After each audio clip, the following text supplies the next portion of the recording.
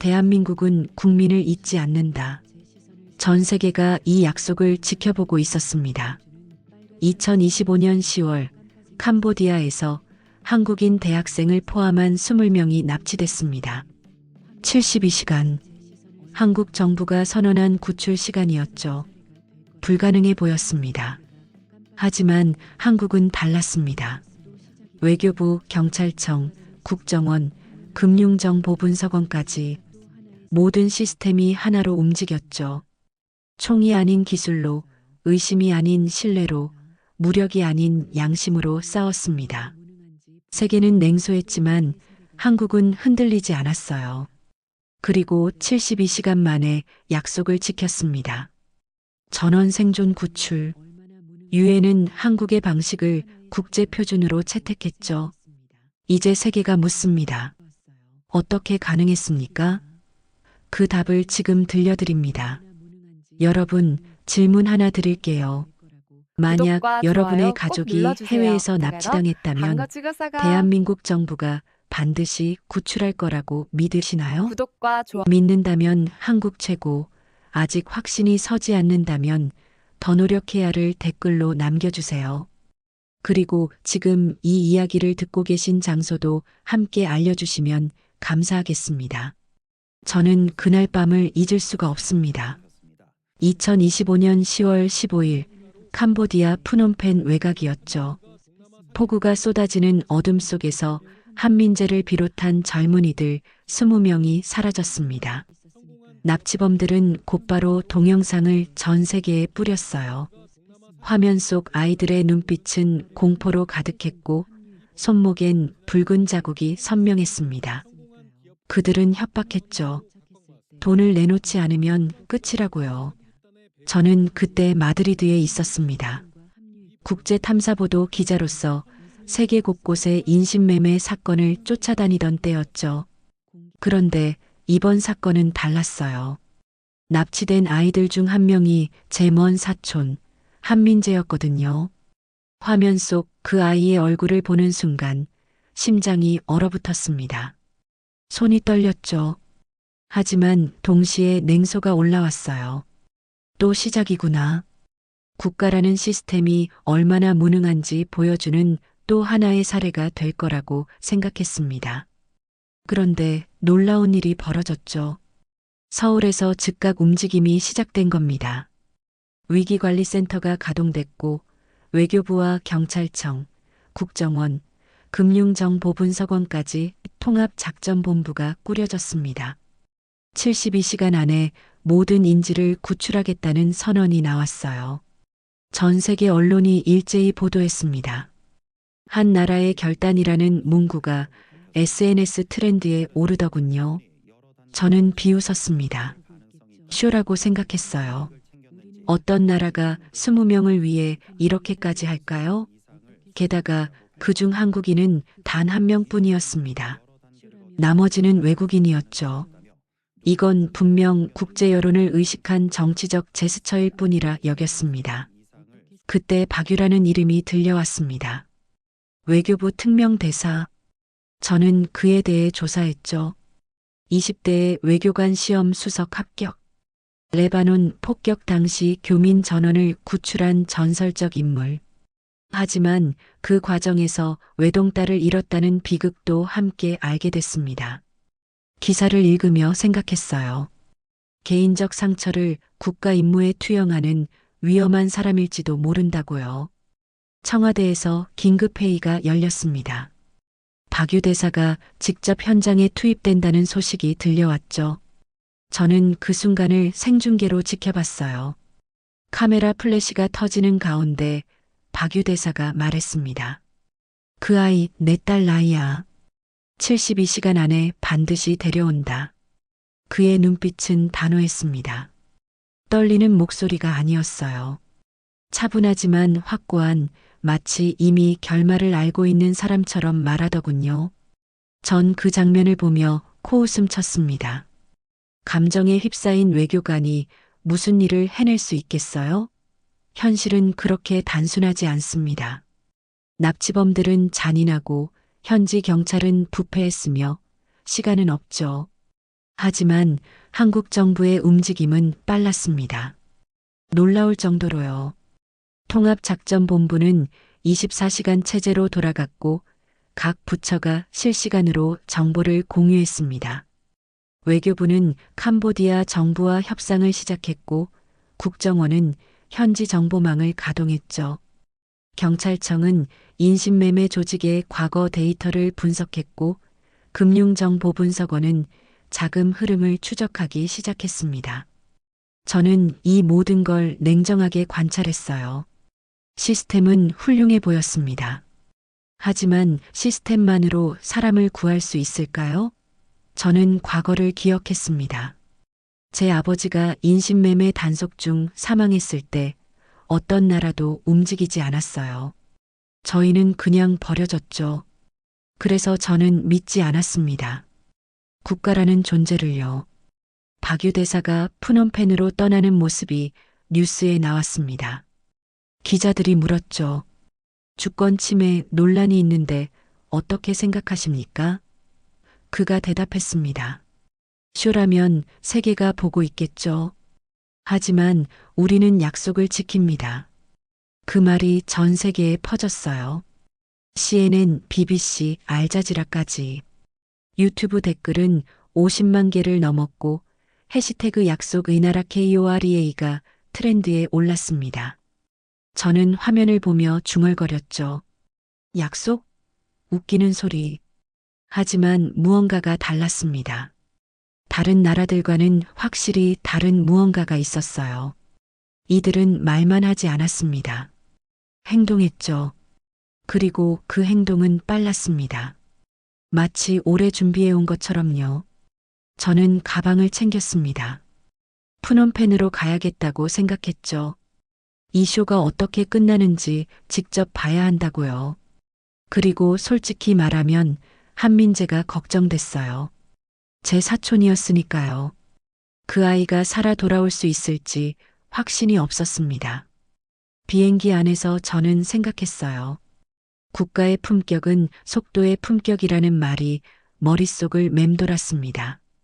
과연 이들이 약속을 지킬 수 있을까요?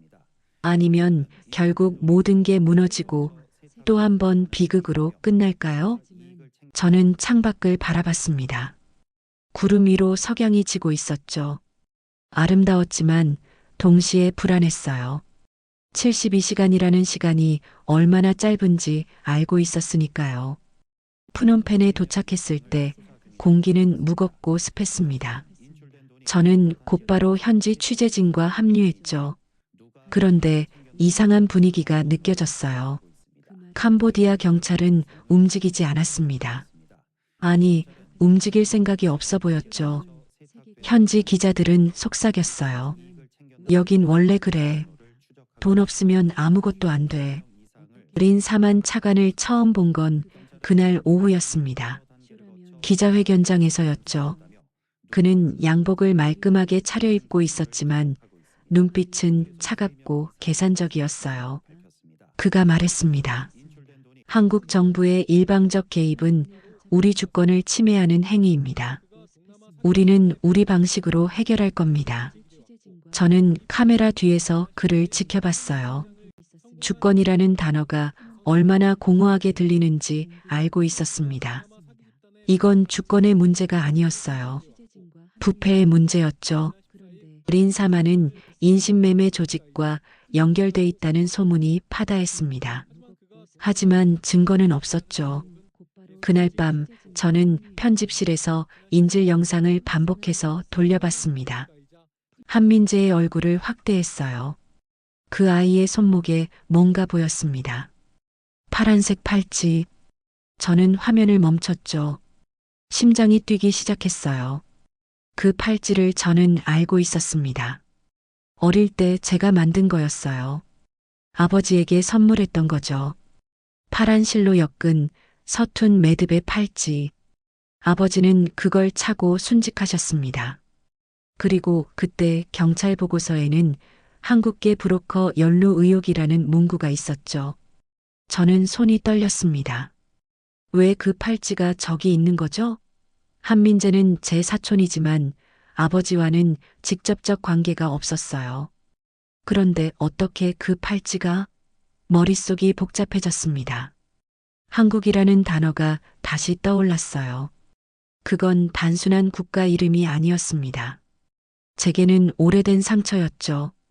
다음 날 박유 대사가 현지에 도착했습니다. 저는 공항에서 그를 봤어요. 예상과 달랐죠.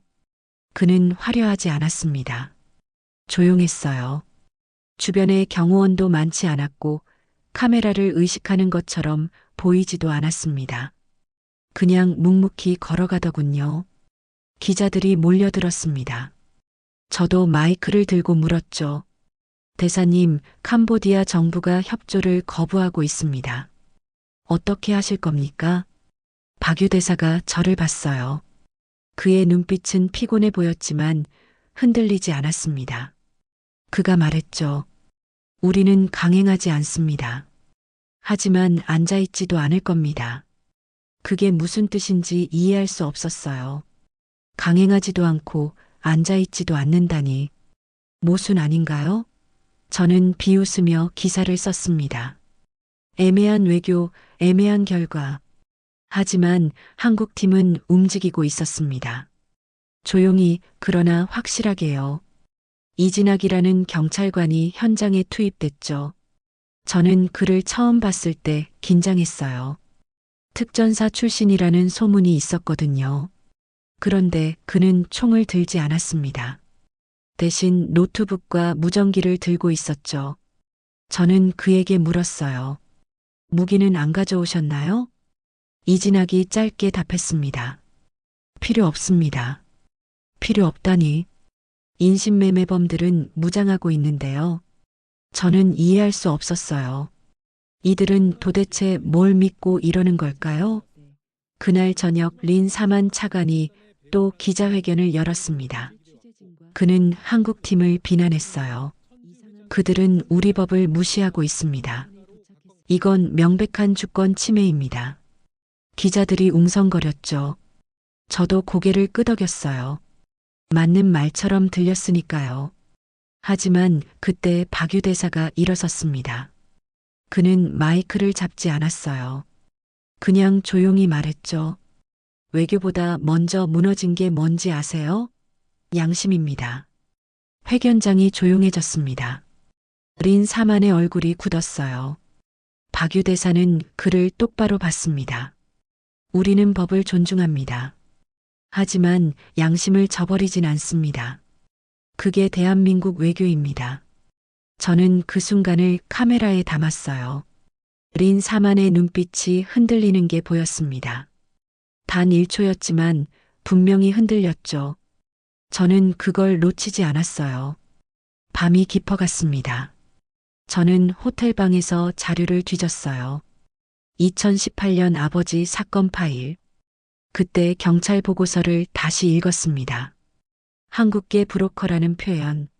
하지만 이상했어요. 증거가 부족했죠. 그냥 추정일 뿐이었습니다. 저는 IT 전문가에게 연락했어요. 오래 알던 제보자였죠. 그가 보내온 자료를 보고 충격받았습니다. 인신매매 조직이 각국 비자, 정보를 해킹하고 있었어요. 그들은 시스템 안에 있었습니다. 그리고 그 배후에 중국계 범죄 조직이 있었죠. 한국계가 아니었어요. 중국계였습니다. 저는 손이 떨렸어요. 그럼 제가 지난 7년간 믿어왔던 게 거짓이었단 말인가요? 아버지를 죽인 건 한국이 아니었다는 건가요? 머릿속이 복잡했습니다. 저는 창밖을 봤어요. 푸놈펜의 밤은 어둡고 습했습니다. 네온 사인이 깜빡였고 거리엔 사람들이 드물었죠. 이 도시는 겉으로는 평화로워 보였지만 그 안엔 어둠이 있었습니다. 저는 생각했어요. 누가 진짜 정의일까요? 린 사만처럼 법을 내세우지만 양심을 버린 사람일까요? 아니면 박유처럼 법보다 사람을 먼저 보는 사람일까요? 그날 밤 저는 잠들 수 없었습니다. 파란 팔찌가 계속 떠올랐어요. 그리고 박유 대사의 그 말. 외교보다 먼저 무너진 게 양심입니다. 혹시 제가 틀렸을지도 모른다는 생각이 들기 시작했습니다. 다음 날 아침 한국팀의 작전실에 들어갈 기회가 생겼습니다. 제가 끈질기게 요청했거든요. 박유 대사는 잠깐 망설이더니 허락했죠. 하지만 조건이 있었어요. 촬영은 안 되고 취재한 내용도 작전이 끝날 때까지 보도 금지였습니다. 작전실은 생각보다 조용했어요. 화면 여러 개가 벽에 걸려 있었고 사람들은 각자 노트북 앞에 앉아 있었죠. 최상우라는 젊은 서기관이 키보드를 두드리고 있었습니다. 저는 그에게 물었어요. 지금 뭘 하고 계신 겁니까? 최상우가 잠깐 고개를 들었습니다. 추적하고 있습니다. 인신매매 조직의 디지털 발자국을요. 디지털 발자국이라니. 저는 이해할 수 없었어요. 범죄자들이 그렇게 쉽게 흔적을 남길까요? 하지만 최상우는 자신 있어 보였습니다. 그가 화면을 가리켰죠. 이들은 각국 비자 시스템을 해킹했습니다. 그 과정에서 반드시 흔적이 남죠. 우리는 그걸 따라가고 있어요. 저는 화면을 봤습니다. 복잡한 코드와 숫자들이 흘러가고 있었어요. 그 중 하나가 빨간색으로 깜빡였죠. 최상우가 말했습니다. 찾았습니다. 그 순간 작전실이 긴장감으로 가득 찼어요. 박유 대사가 다가왔습니다. 위치는 푸놈펜 남쪽 40km 폐공장 지대입니다. 이진학이 지도를 펼쳤습니다. 그는 손가락으로 위치를 짚으며 중얼거렸죠. 여긴 경찰도 안 가는 곳입니다. 완벽한 은신처네요. 저는 그들의 대화를 들으며 놀랐어요. 이들은 단 며칠 만에 위치를 특정한 겁니다. 캄보디아 경찰이 몇 줄을 써도 못 찾는걸요. 하지만 동시에 의문이 들었습니다. 이게 너무 쉽지 않나? 뭔가 이상했어요. 박유 대사도 같은 생각이었던 것 같습니다. 그가 말했죠. 너무 쉽게 찾았어. 함정일 수도 있어. 이진학이 고개를 끄덕였습니다. 저도 그렇게 생각합니다. 하지만 가봐야죠. 아니, 박유 대사가 단호하게 말했어요. 아직 때가 아니야. 정보가 새고 있어. 정보가 샌다니. 저는 귀를 기울였습니다. 최상우가 화면을 가리켰어요. 대사님 말씀이 맞습니다. 우리 통신이 누군가에게 모니터링되고 있어요. 내부에서요. 내부 배신자. 작전실 공기가 더 무거워졌습니다. 누군가가 정보를 흘리고 있다는 뜻이었죠.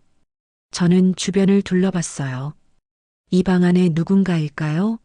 아니면 서울에 있는 누군가일까요? 박유 대사가 조용히 말했습니다.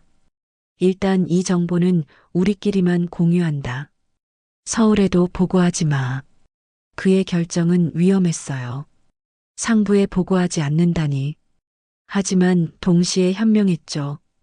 배신자를 찾아내려면 정보를 통제해야 했으니까요. 저는 그날 오후 제 제보자를 만났습니다. IT 전문가 친구였죠. 그가 보여준 자료는 충격적이었어요. 인신매매 조직은 단순한 범죄 집단이 아니었습니다. 이들은 시스템이었어요. 각국 비자 정보를 해킹하고 취약한 청년들을 타깃으로 삼았죠. 그리고 그 배후에는 거대한 중국계 범죄 조직이 있었습니다. 이 조직은 동남아 전역에 퍼져 있어요. 제보자가 말했습니다. 베트남, 캄보디아, 라오스, 미얀마까지 하나의 네트워크죠. 저는 자료를 넘기며 물었어요. 그럼 2018년 필리핀 사건도? 그것도 같은 조직입니다. 당시 한국계 브로커라고 알려진 사람, 사실은 중국계 조직원이었어요. 신분을 위조한 거죠. 가슴이 철렁했습니다. 제가 7년간 믿어온 게 거짓이었어요. 아버지를 죽인 건 한국이 아니었습니다. 그 사실을 알고도 저는 바로 믿을 수가 없었어요. 너무 오래 증오해 왔으니까요. 저녁에 작전실로 돌아갔을 때 화면 하나가 제 시선을 사로잡았습니다. 지도였어요. 빨간 점 26개가 깜빡이고 있었죠. 저는 물었습니다. 저게 뭡니까? 최상우가 대답했어요. 인신매매 조직의 거점들입니다. 우리 AI 시스템이 찾아낸 거죠. 26개. 그 많은 곳에서 사람들이 갇혀 있다는 뜻이었습니다. 한민재만이 아니었어요. 수백 명이 그 어둠 속에 있었죠. 저는 숨이 막혔습니다. 박유 대사가 지도를 보며 말했습니다. 이제부터 우리가 법이다. 그의 목소리는 낮았지만 확고했어요. 저는 그 말을 듣고 소름이 돋았습니다. 이건 외교가 아니었어요. 전쟁이었죠. 총 없는 전쟁. 그날 밤 저는 호텔방에서 아버지 사진을 꺼냈습니다. 오래된 사진이었어요. 아버지는 웃고 있었고 손목엔 제가 만든 파란 팔찌가 있었죠. 저는 사진을 쓰다듬으며 중얼거렸어요. 아빠, 제가 틀렸을지도 몰라요. 눈물이 났습니다. 7년간 증오해온 대상이 잘못됐다면 제 분노는 어디로 가야 하는 걸까요? 저는 혼란스러웠어요. 한국이라는 단어가 다시 떠올랐습니다. 하지만 이번엔 달랐죠. 적이 아니라 뭔가 다른 존재로 보이기 시작했어요. 새벽 2시 작전실에서 연락이 왔습니다. 긴급 상황이라고요. 저는 뛰어갔죠. 화면에는 새로운 정보가 떠 있었어요. 어린 사만 차관의 계좌 내역이었습니다. 그는 범죄 조직으로부터 돈을 받고 있었어요. 증거가 확실했죠. 박유 대사가 화면을 보며 말했습니다. 이제 움직인다. 더 기다릴 수 없어. 이진학이 고개를 끄덕였습니다. 준비됐습니다. 저는 그들을 봤어요. 피곤한 얼굴이었지만 눈빛은 살아 있었습니다. 이들은 포기하지 않았어요. 72시간이라는 약속을 지키기 위해 싸우고 있었죠. 그때 깨달았습니다. 이들이 싸우는 건 인지를 위해서만이 아니었어요. 정의를 위해서였죠. 그리고 그 정의는 국경을 넘었습니다. 이튿날 아침 박유 대사가 특별한 미팅을 잡았습니다. 현지 NGO 활동가들과의 만남이었죠. 저는 그 자리에 동행했어요. 솔직히 의아했습니다. 지금 시간이 얼마나 촉박한데 왜 NGO를 만나는 걸까요? 미팅 장소는 작은 카페였습니다. 에어컨도 제대로 안 나오는 곳이었죠. 그곳에서 저는 마리아 손을 처음 만났어요. 베트남계 한국인이라고 소개했습니다. 27살 밝은 미소를 가진 여성이었죠. 마리아가 박유 대사에게 말했습니다. 10년 전 베트남 홍수 때 한국 의료진이 저를 구해주셨어요. 그때 본 한국 사람들의 눈빛을 잊을 수가 없었죠. 박유 대사가 조용히 고개를 끄덕였습니다. 마리아는 계속 말했어요. 그때부터 생각했어요. 나도 누군가를 구하고 싶다고. 그래서 이 일을 시작했습니다. 저는 그녀를 보며 복잡한 감정이 들었어요. 순수해 보였습니다. 하지만 동시에 순진해 보이기도 했죠. 이런 위험한 일에서 순수함이 얼마나 버틸 수 있을까요? 박유 대사가 말했습니다. 우리 혼자서는 할 수 없습니다. 현지 분들의 도움이 필요해요. 신뢰를 바탕으로 함께 움직이고 싶습니다. 신뢰라니. 저는 속으로 비웃었어요. 국제관계에서 신뢰만큼 허약한 게 어디 있나요? 이익이 우선이죠. 하지만 박유 대사의 눈빛은 진지했습니다. 마리아가 다른 활동가들을 소개했어요. 베트남에서 온 응우옌, 라오스에서 온 캄, 태국에서 온 아낭까지. 이들은 모두 인신매매 피해자 구호 활동을 하는 사람들이었습니다. 그들의 얼굴엔 피로가 가득했지만 눈빛만은 살아있었어요. 아난이 농담조로 말했습니다. 한국 분들이 직접 오실 줄 몰랐어요. 보통은 돈만 보내고 끝인데. 박유 대사가 미소 지었습니다. 돈보다 중요한 게 사람입니다. 함께 있어야 일이 되죠. 그 말에 분위기가 부드러워졌어요. 활동가들이 하나둘씩 정보를 나누기 시작했습니다. 현지 경찰의 부패 실태, 범죄 조직의 이동 경로, 안전한 구조 방법까지. 이들은 오랜 현장 경험이 있었죠. 이진학이 지도를 펼쳤습니다. 빨간 점들을 가리키며 물었어요. 이 지역들 접근 가능한가요? 응우엔이 고개를 끄덕였습니다. 가능합니다. 하지만 위험해요. 경찰도 매수돼 있고 조직원들이 곳곳에 있죠. 그럼 어떻게 해야 할까요? 신뢰할 수 있는 현지인들과 함께 가야 합니다. 우리가 도울게요. 저는 그 대화를 들으며 놀랐어요. 이들은 방금 만났는데 벌써 협력을 약속하고 있었습니다. 이게 가능한 일인가요? 하지만 더 놀라운 건 그 다음이었어요. 마리아가 박유 대사에게 말했습니다. 제보자가 있습니다. 조직 내부 사람이에요. 만나고 싶다고 하네요. 박유 대사의 표정이 굳었습니다.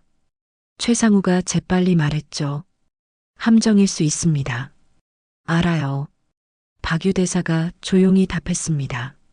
하지만 가봐야죠. 이진학이 반대했어요. 너무 위험합니다. 제가 대신 가겠습니다. 아니, 내가 간다. 박유 대사는 확고했습니다. 그의 눈빛을 보며 깨달았어요. 이 사람은 위험을 회피하지 않는구나. 오히려 앞장서는 사람이구나. 저는 손을 들었습니다. 저도 가겠습니다. 모두가 저를 봤어요. 박유 대사가 물었죠. 왜요? 기자니까요. 기록해야죠. 사실은 달랐습니다. 저는 확인하고 싶었어요. 이들이 진짜인지 아니면 결국 무너질 쇼인지. 미팅 장소는 푸놈펜 외곽의 폐건물이었습니다. 해가 지고 있었어요. 저는 박유 대사, 이진학, 마리아와 함께 차를 타고 갔습니다. 최상우는 작전실에서 실시간으로 모니터링하기로 했죠. 차 안은 조용했습니다. 긴장감이 느껴졌어요. 이진학이 무전기를 확인했고 박유 대사는 창밖을 보고 있었습니다. 마리아는 기도하듯 눈을 감고 있었죠. 저는 마리아에게 물었어요. 무섭지 않으세요? 마리아가 눈을 뜨며 미소 지었습니다. 무섭죠. 하지만 더 무서운 건 아무것도 안 하는 거예요. 그 말에 할 말이 없었습니다. 저는 창밖을 봤어요. 푸놈펜의 노을이 지고 있었습니다. 아름다웠지만 불안했죠. 폐건물에 도착했습니다. 1층 로비는 어둡고 습했어요. 계단 소리만 울렸죠. 우리는 3층으로 올라갔습니다. 약속 장소였어요. 한 남자가 기다리고 있었습니다. 얼굴은 보이지 않았어요. 후드를 깊이 눌러쓰고 있었죠. 박유 대사가 다가갔습니다. 당신이 연락한 사람입니까? 남자가 고개를 끄덕였습니다. 그리고 천천히 후드를 벗었어요. 젊은 얼굴이었습니다. 20대 후반쯤 되어 보였죠. 그가 떨리는 목소리로 말했습니다. 저도 납치당했었어요. 3년 전에. 그리고 조직원이 됐죠. 선택의 여지가 없었어요. 박유 대사가 조용히 물었습니다. 왜 우리를 도우려는 겁니까? 더 이상 못하겠어요. 아이들 얼굴을 보면 제 모습이 보여요. 그 순간 총성이 울렸습니다. 창문이 깨지며 유리 파편이 쏟아졌어요. 저는 비명을 질렀죠. 이진학이 우리를 바닥으로 끌어내렸습니다. 엎드려. 함정이었어요. 제보자는 진짜였지만 조직이 미행했던 겁니다. 이진학이 무전기에 대고 소리쳤죠. 상우, 지금 위치 추적해. 저격수야. 최상우의 목소리가 들렸습니다. 확인했습니다. 건너편 건물 옥상. 경찰에 연락했어요. 경찰은 안 와. 이진학이 외쳤습니다. 그는 옳았어요. 부패한 경찰은 오히려 조직 편이었으니까요. 박유 대사가 제보자를 일으켰습니다. 같이 나가자. 안 돼요. 저 때문에 이렇게 된 거예요. 상관없어. 우린 사람을 버리지 않아. 그 말에 제보자의 눈에 눈물이 고였습니다. 저도 울컥했어요. 총성이 계속 들렸지만 박유 대사는 흔들리지 않았습니다. 최상우가 무전으로 말했습니다. 대사님, 드론 투입합니다. 30초만 버티세요. 30초? 저는 시간을 세기 시작했어요. 심장이 미친 듯이 뛰었죠. 그리고 정확히 30초 후 총성이 멈췄습니다. 제압 완료. 최상우의 목소리였습니다. 우리는 건물 밖으로 나왔어요. 건너편 건물 옥상에서 드론이 날아오고 있었습니다. 한국 경찰이 도착했죠. 저격수는 이미 제압된 상태였어요. 마리아가 제보자를 안았습니다. 괜찮아요. 이제 안전해요. 제보자가 흐느꼈습니다.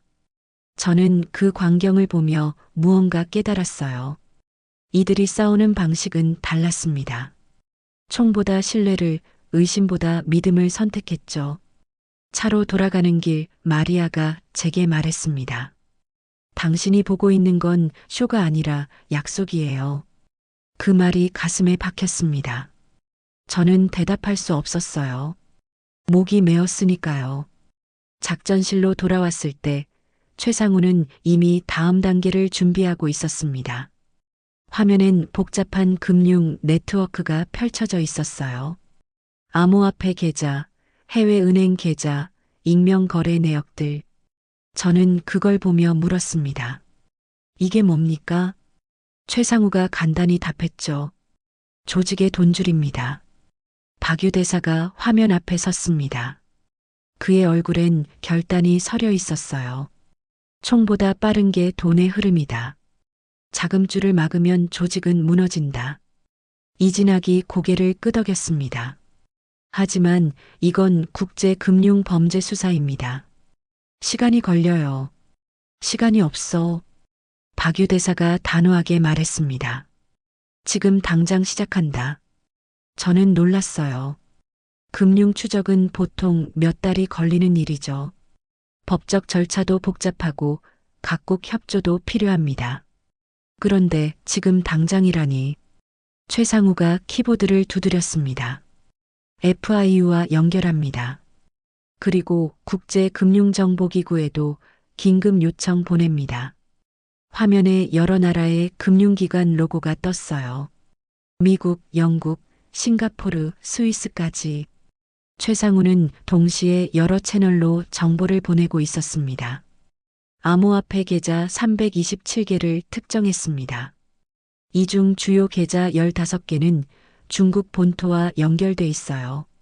박유 대사가 물었습니다. 동결 가능한가? 법적으론 시간이 걸립니다. 하지만 최상우가 잠시 망설였어요. 그리고 박유 대사를 똑바로 봤죠. 비공식 경로로 협조 요청하면 가능합니다. 단 나중에 문제가 될 수 있어요.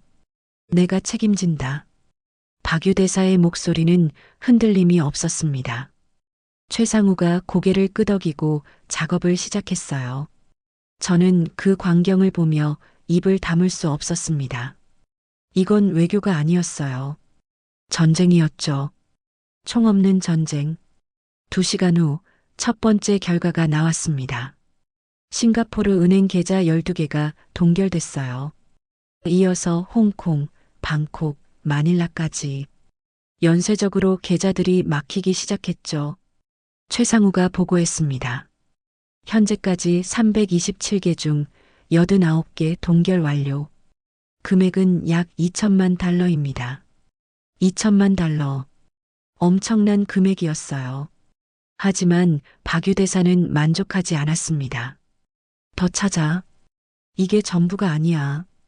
이미 찾고 있습니다. 현금 유통망까지 추적 중이에요. 이진학이 지도를 가리켰습니다. 조직의 보급망이 무너지고 있습니다. 현장 조직원들이 혼란스러워하고 있어요. 제보자가 준 정보 덕분이었죠.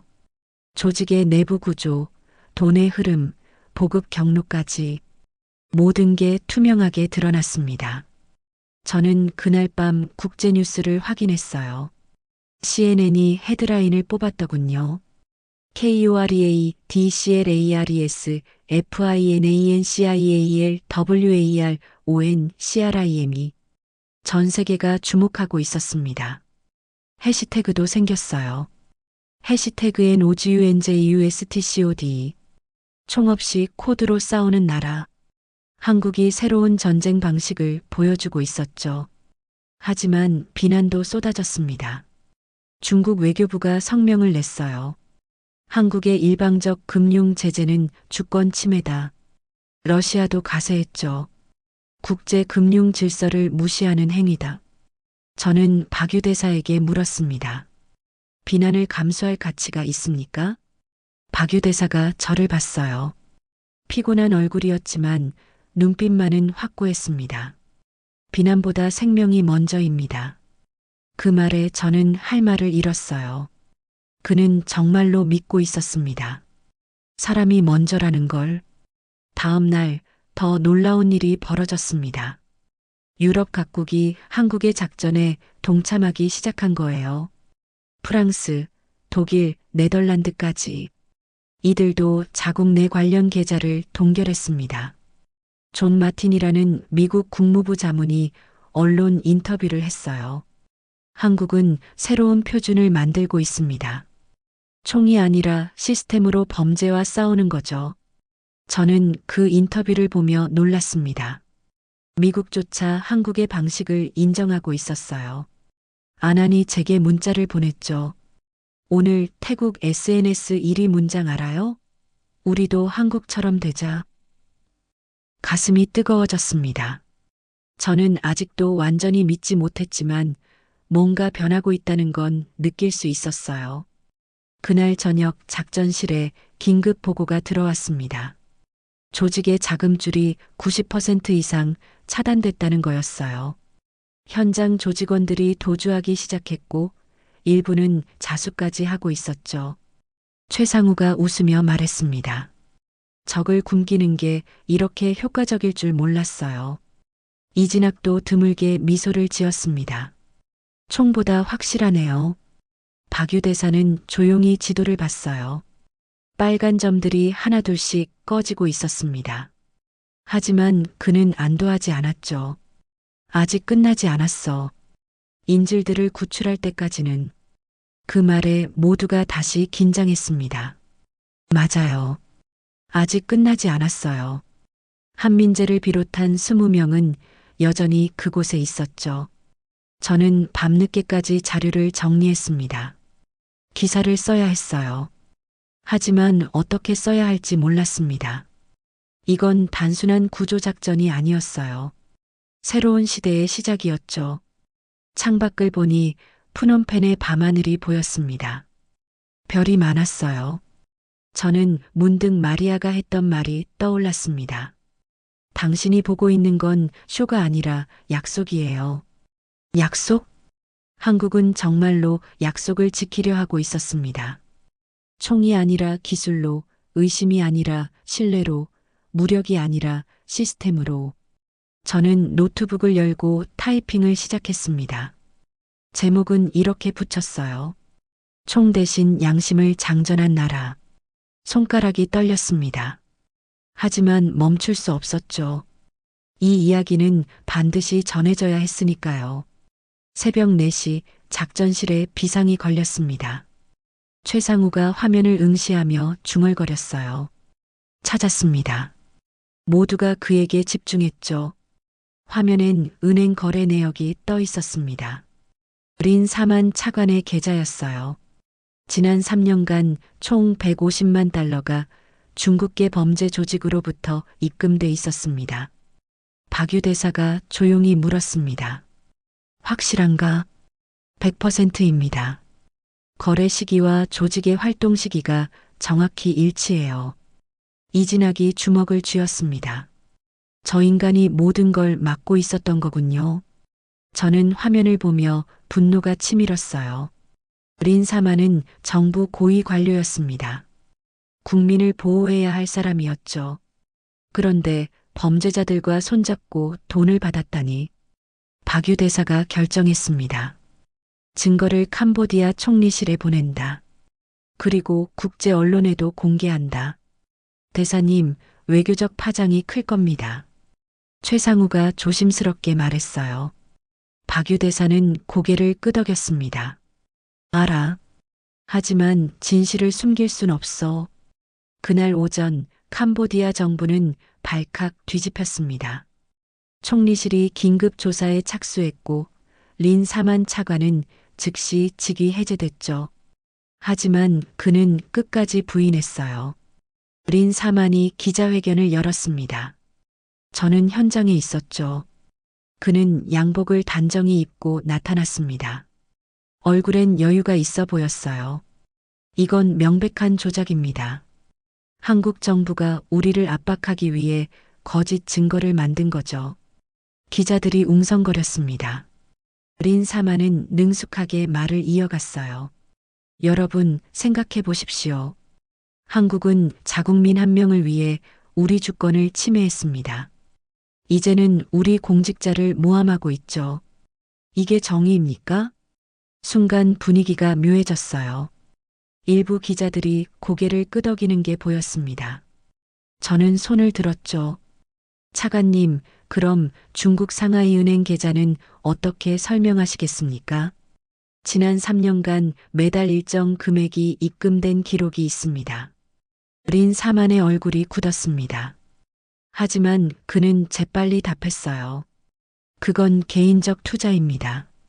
범죄와는 무관하죠.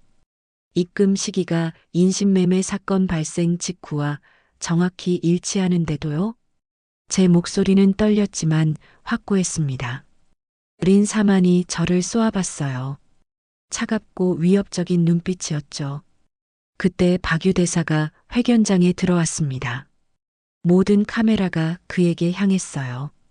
그는 천천히 단상으로 걸어갔습니다. 차관님, 질문 하나만 하겠습니다. 린 사만이 경계하듯 그를 봤죠. 박유 대사가 말했습니다. 외교보다 먼저 무너진 게 뭔지 아십니까? 양심입니다. 회견장이 조용해졌습니다. 박유 대사는 계속 말했어요. 당신은 돈을 받았습니다. 그 돈으로 집을 샀고, 차를 샀고, 자녀를 유학 보냈죠. 그 돈이 어디서 왔는지 아십니까? 납치당한 아이들의 고통에서 나온 겁니다. 린 사만의 얼굴이 창백해졌어요. 박유 대사는 한 걸음 더 다가갔습니다. 법은 당신을 심판할 겁니다. 하지만 그 전에 당신 스스로 알아야 합니다. 당신이 무엇을 했는지. 그 순간 린 사만의 눈빛이 흔들렸습니다. 단 1초였지만 저는 놓치지 않았어요. 그 눈엔 죄책감이 담겨 있었죠. 회견은 혼란 속에 끝났습니다. 린 사만은 서둘러 자리를 떴고 경호원들에 둘러싸여 사라졌어요. 하지만 다음 날 그는 체포됐습니다. 캄보디아 경찰이 아니라 국제형사경찰기구가 직접 나섰죠. 작전실로 돌아왔을 때 분위기는 묘했습니다. 승리의 기쁨보다는 무거운 침묵이 감돌았어요. 이진학이 말했습니다. 인질 위치를 특정했습니다. 남은 건 6명입니다. 6명. 한민재를 포함해서요. 나머지는 이미 구조됐거나 조직원들이 풀어줬습니다. 자금이 끊기자 조직이 빠르게 무너진 거죠. 박유 대사가 지도를 봤습니다. 여긴 어디야? 프놈펜 북쪽 80km. 국경 근처입니다. 가장 위험한 지역이에요. 철수하자. 박유 대사가 말했습니다. 모두가 놀라 그를 봤죠. 이진학이 물었습니다. 대사님? 더 이상 위험을 감수할 수 없어. 6명을 위해 우리 팀 전체를 위험에 빠뜨릴 순 없어. 최상우가 반박했습니다. 하지만 약속은요? 72시간 안에 모두를 구한다고 했잖아요. 나도 안다. 박유 대사가 처음으로 목소리를 높였어요. 그의 눈엔 고통이 서려 있었습니다. 나도 알아. 하지만 더 이상 누구도 잃고 싶지 않아. 그 순간 깨달았습니다. 박유 대사는 두려워하고 있었어요. 외동딸을 잃었던 그 기억이 지금 그를 짓누르고 있었던 거죠. 이진학이 조용히 말했습니다. 대사님, 제가 가겠습니다. 안 돼. 전 혼자서도 할 수 있어요. 지금까지 충분한 정보가 모였습니다. 현지 협력자들도 있고요. 너무 위험해. 위험하지 않은 구조는 없습니다. 이진학의 목소리는 단호했어요. 그는 박유 대사를 똑바로 봤습니다. 대사님이 가르쳐 주셨잖아요. 국민 한 명이라도 버릴 수 없다고. 박유 대사가 눈을 감았습니다. 긴 침묵이 흘렀죠. 그리고 그가 천천히 고개를 끄덕였어요. 조건이 있어. 나도 간다. 대사님, 이건 명령이 아니야. 부탁이야. 박유 대사의 눈엔 눈물이 고여 있었습니다. 저는 그 광경을 보며 목이 메었어요. 이 사람은 진짜였습니다. 쇼가 아니었어요. 저도 손을 들었습니다. 저도 가겠습니다. 왜? 박유 대사가 물었죠. 저는 대답했습니다. 기록해야 하니까요. 끝까지요. 사실은 달랐습니다. 저는 확인하고 싶었어요. 이들이 약속을 지키는지, 아버지가 보지 못했던 정의를 제가 직접 보고 싶었던 거죠. 그날 밤 최종 작전 회의가 열렸습니다. 하모니 작전이라는 이름이 붙었어요. 드론, 전력 차단, AI 경로 추적.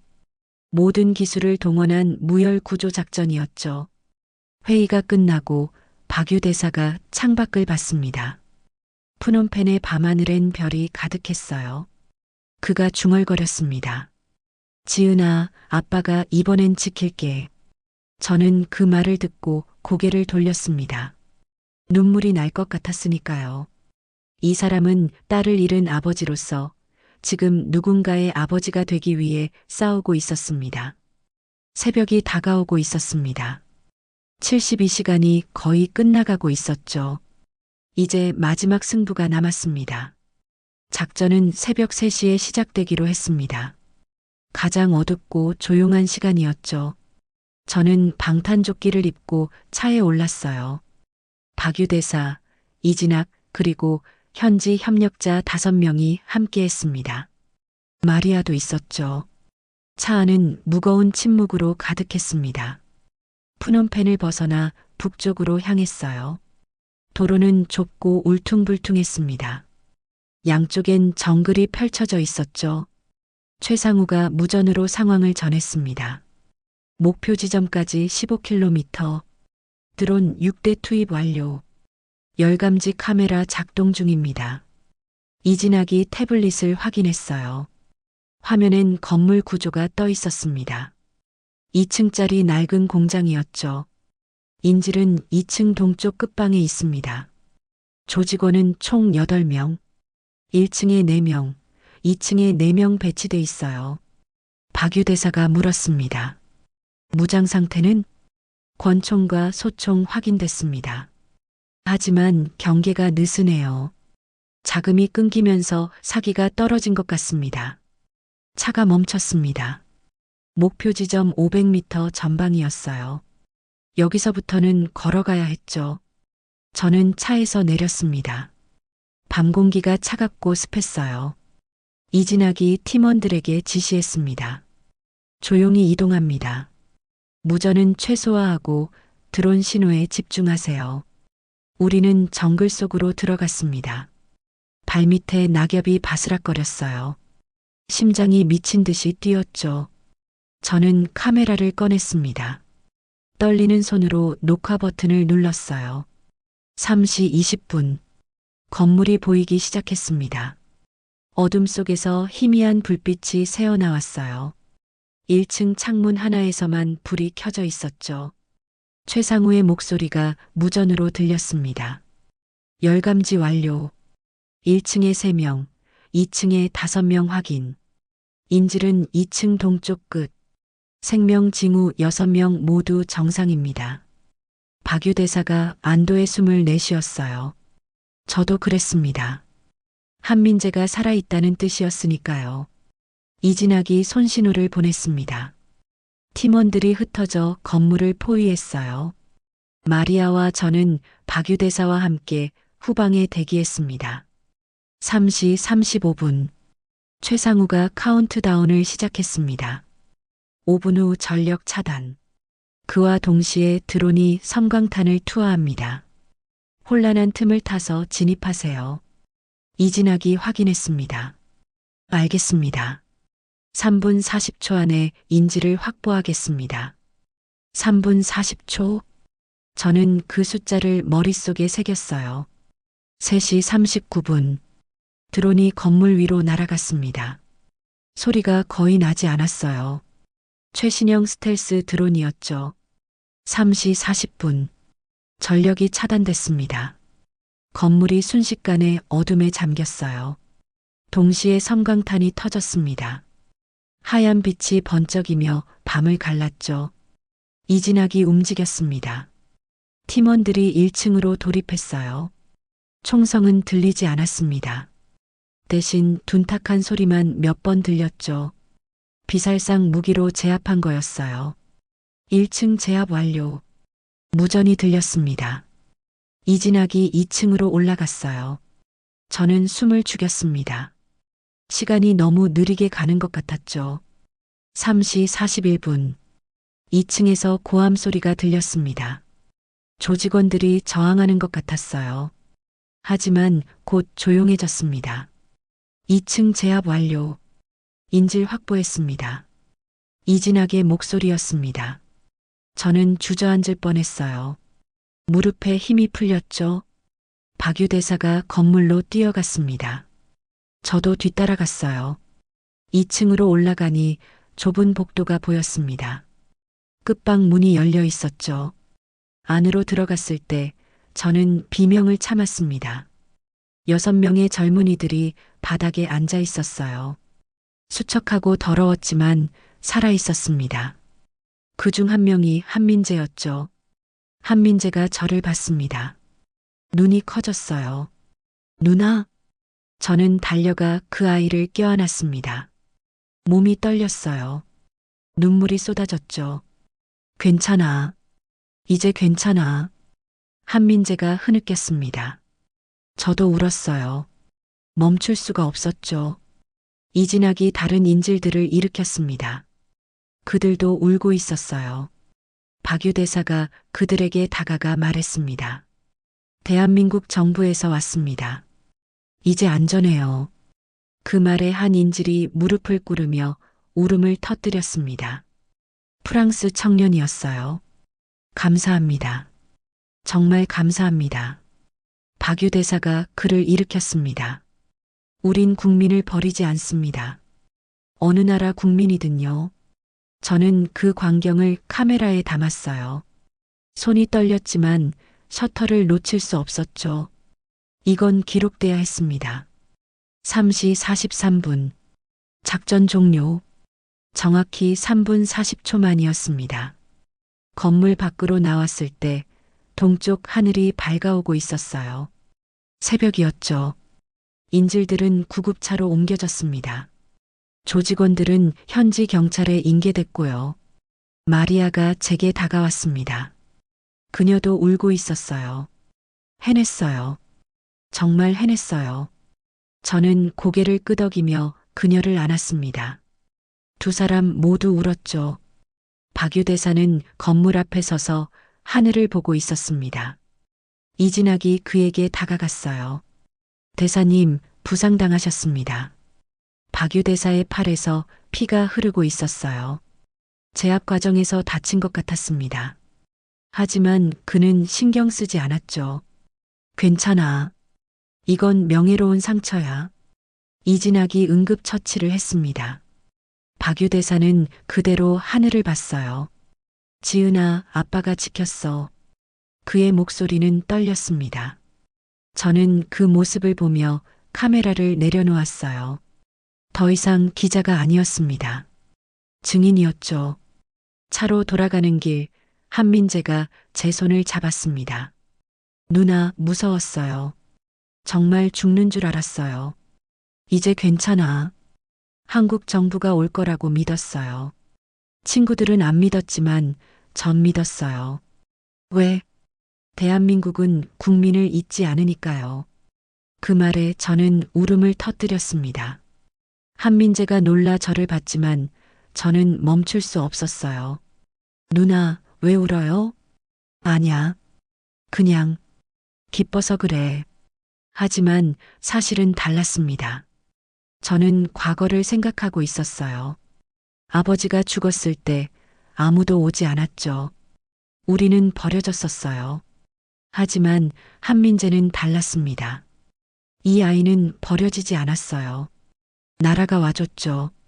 차창 밖으로 해가 떠오르고 있었습니다. 캄보디아의 새벽은 아름다웠어요. 저는 창밖을 보며 중얼거렸습니다. 아버지, 봤죠? 이게 진짜 정의예요. 박유 대사가 저를 봤습니다. 그리고 조용히 미소 지었죠. 그 미소엔 이해와 위로가 담겨 있었어요. 푸놈펜으로 돌아가는 길, 최상우가 무전으로 말했습니다. 전 세계 언론이 보도하고 있습니다. 72시간의 약속, 한국이 지켰다고요. 이진학이 웃었습니다. 약속은 지키라고 있는 거니까요. 저는 그 말을 듣고 노트에 적었어요. 나중에 기사 제목으로 쓰고 싶었으니까요. 약속은 지키라고 있는 거니까. 해가 완전히 떠올랐습니다. 새로운 날이 시작됐죠. 3주가 지났습니다. 저는 뉴욕에 있었어요. 유엔 본회의가 열리는 날이었죠. 각국 대표들이 모여 앉아 있었고 저는 기자석에서 그들을 지켜봤습니다. 의장이 의사봉을 두드렸습니다. 이제 의제 47번을 다루겠습니다. 한국 정부가 제안한 국제인신매매 대응 프로토콜에 대한 표결입니다. K-트러스트 프로토콜.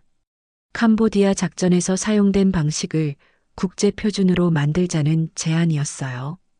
기술 추적, 금융 차단, 다국적 협력. 총이 아니라 시스템으로 싸우는 방식이었죠. 표결이 시작됐습니다. 하나둘씩 손이 올라갔어요. 미국, 영국, 프랑스, 독일, 유럽 전체가 찬성했습니다. 아시아 국가들도 동참했죠. 베트남, 태국, 필리핀까지.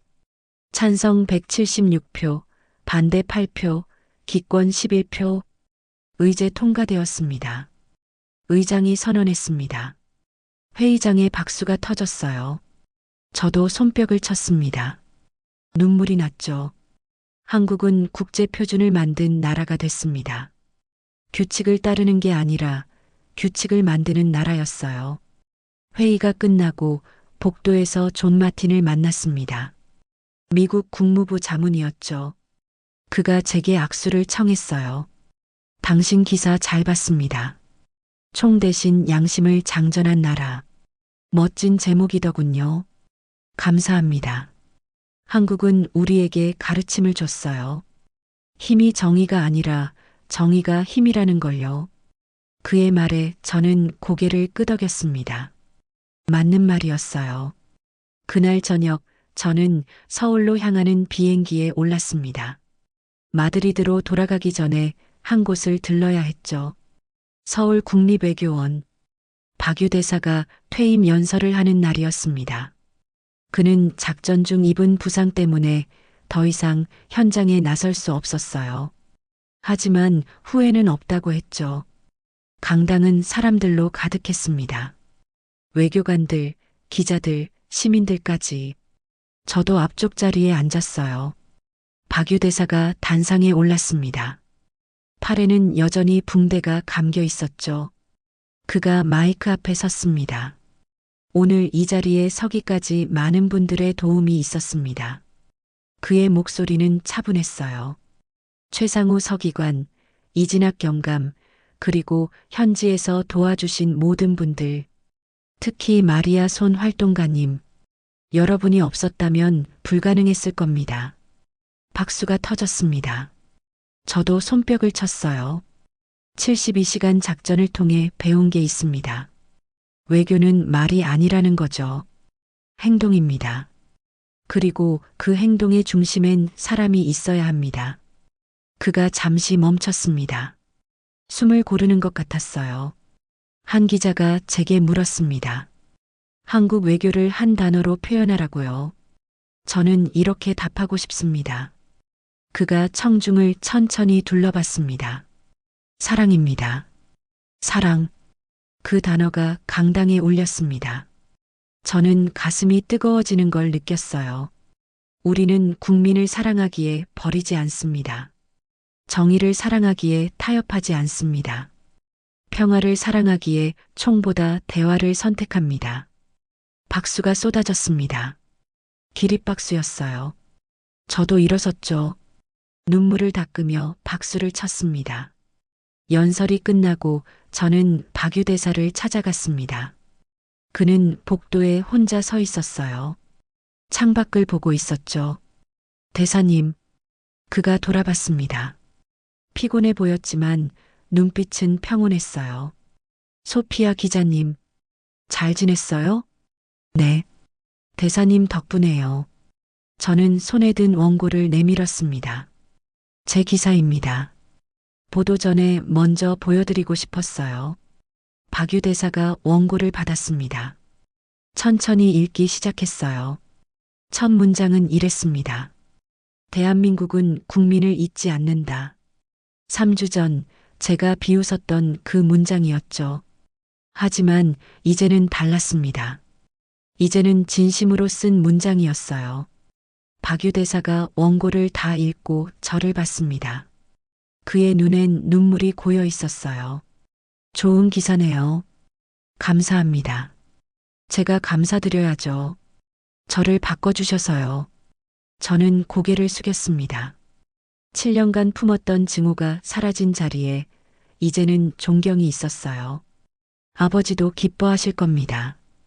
박유 대사가 말했습니다. 당신 아버지는 정의를 위해 싸우셨어요. 그 정신을 당신이 이어받았죠. 저는 울음을 참을 수 없었습니다. 그가 제 어깨를 토닥였어요. 이제 괜찮아요. 이제는요. 그날 밤 저는 한강을 찾아갔습니다. 다리 위에 서서 강물을 내려다봤어요. 서울의 야경이 아름다웠습니다. 하늘에서 드론 쇼가 시작됐습니다. 수백 대의 드론이 불빛을 만들며 날아올랐어요.